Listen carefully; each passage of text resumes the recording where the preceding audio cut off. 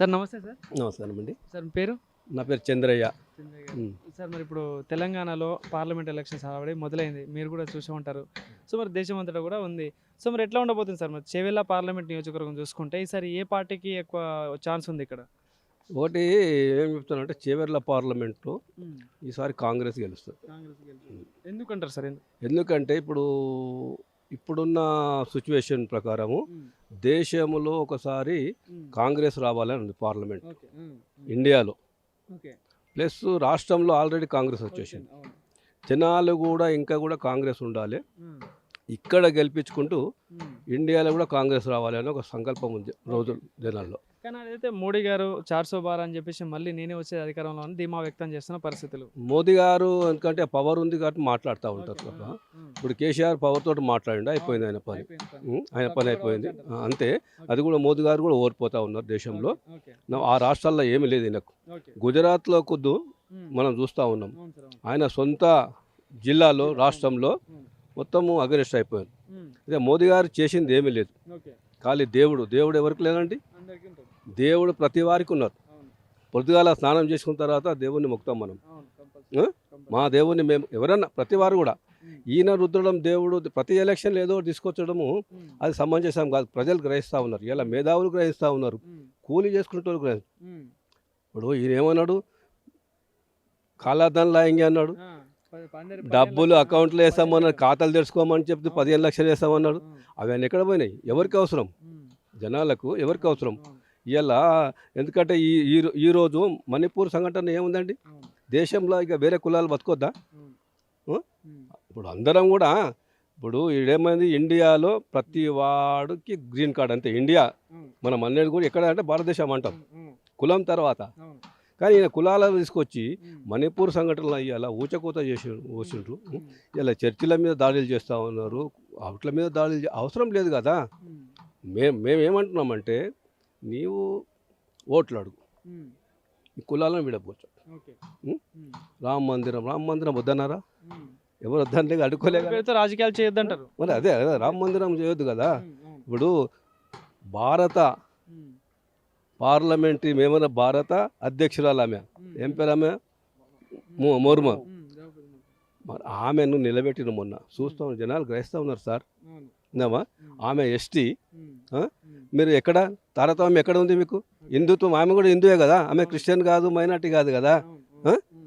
ఆమె president of ఇండియాను అద్వానీ కూర్చున్నాడు, ఈయన కూర్చున్నాడు. ఆమె కూర్చుంటే వీళ్ళు లేవాలి, గౌరవం ఇవ్వాలండి.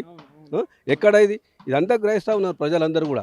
మేము కూడా ఏమంటున్నామంటే ఒకసారి కాంగ్రెస్ రావాలి. ఇవాళ కాంగ్రెస్లో ఇందిరాగాంధీ, రాజీవ్ గాంధీ వీళ్ళందరూ కూడా ప్రాణాలు అర్పించారు దేశం కొరకు. మోదీ ఫ్యామిలీ ఎవరు అనిపించలే, కేసీఆర్ ఫ్యామిలీ ఎవరు అనిపించలేరు. ఆ యొక్క ఫ్యామిలీని మళ్ళొకసారి దేశంలో చూడాలని అందరికీ ఉంది. ఇక్కడ ఎట్లా ఉంది సార్ తెలంగాణలో పరిస్థితి? సార్ అన్నీ గెలుస్తూ ఉన్నారు, తెలంగాణలో అన్నీ గెలుస్తూ ఉన్నారు. వాళ్ళు డప్పు కొడతా ఉన్నారు తప్ప వాళ్ళకి లేదు.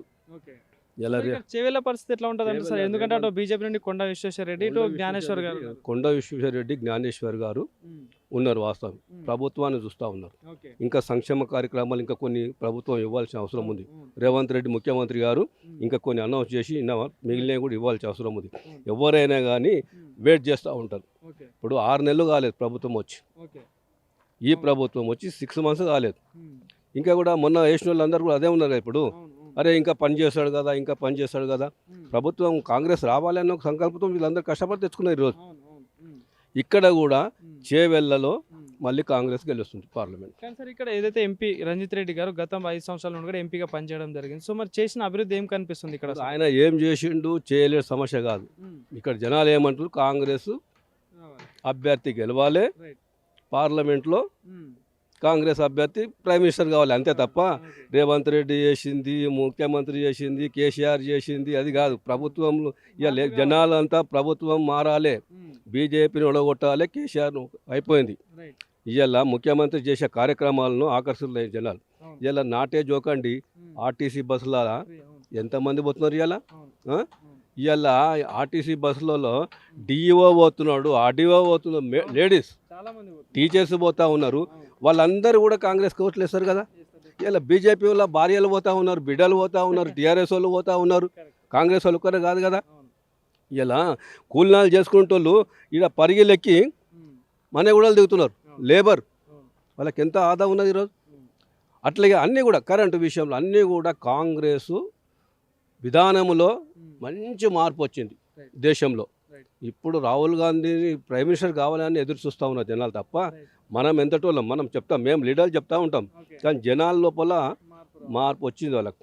వాళ్ళ గుండెలో పెట్టుకుంటున్నారు ఇప్పుడు కాంగ్రెస్. సార్ మరి చెవెళ్ళ నియోజకవర్గంలో చూసుకుంటే మరి ఎంత మెజారిటీ రావచ్చు మరి ఇక్కడ ఉన్న ముగ్గురు అభ్యర్థులలో? ఇక్కడి వరకు మేము అనుకుంటున్నాం 1,00,000 మెజార్టీ రావాలని మా ఆలోచన. 7 కాన్స్టిట్యున్సీలలో 1,00,000 మెజార్టీ రావాలి. మనకు అన్నీ గెలుస్తూ ఉన్నారు. పోటీ ఎవరు ఇవ్వచ్చు మరి? అటు బీఆర్ఎస్ నుండి రావచ్చా, బీజేపీ నుండి రావచ్చా పోటీ చూసుకుంటే? పోటీ అంటే ఇప్పుడు ఏదైతే ఇక్కడ కాంగ్రెస్ అభ్యర్థి ఉన్నారు వీరికి గట్టి పోటీ ఇవ్వడానికి అటు బీఆర్ఎస్ నుండి ఉండొచ్చా లేకపోతే బీఆర్ఎస్ లేదండి ఏమైనా ఎందుకంటే గతంలో కూడా ఎంపీ ఉన్నాడు కాబట్టి ఆయన కొద్దిగా అంటే ఆయన సౌమ్యుడు. ఇప్పుడు ఆయన విధానంలో మేము ఎక్కువ మనం చెప్పాలి. ఆయన కూడా ఆయన మేము విమర్శించే అవసరం కూడా లేదు. ఆయన ఆయన ఆయన కొండ విశ్వేశ్వర అంటే ఒక ప్రేమ అంతే. వాళ్ళ నాయన చేసిందా వీళ్ళు చేసిందే కాదు. ఇంతకుముందు ఎంపీ ఉన్నాడు కాబట్టి ఆయన గట్టి పోటీ ఇస్తున్నాడు తప్ప ఇద్దరి మధ్యలో ఉంటుంది. ఇది లేదు, సైలెంట్. ఎందుకంటే నామకే వస్తే ఉండాలి, నామగడ్ జమదార్ అంటారు చూడు, అట్లా ఉండాలి అని ఒకటి పెడతా ఉంటాం. Okay sir, thank you.